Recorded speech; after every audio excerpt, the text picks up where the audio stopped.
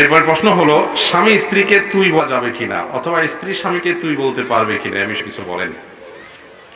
ভাই, স্বামী স্ত্রী একে অন্যকে সম্মানের সাথে ডাকবেন, কথা বলবেন।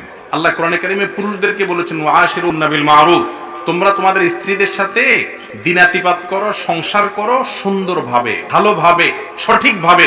তুই বলে যদি ডাকে, তোকারি যদি বলে, তুই তোকারি করলে এটা কি ভালোভাবে বসবাস করা হয়?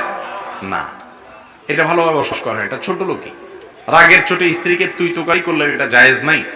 একইভাবে কোন স্ত্রীও তার স্বামীকে তাচ্ছিল্য করে ছোট প্রকাশ হয় এরকম কোনো কথা বলা জায়েজ নাই, কারণ তিনি তার বড় হিসাবে তাকে সম্মান করতে হবে, অভিভাবক হিসাবে তাকে সম্মান করতে হবে, তার আনুগত্য করতে হবে।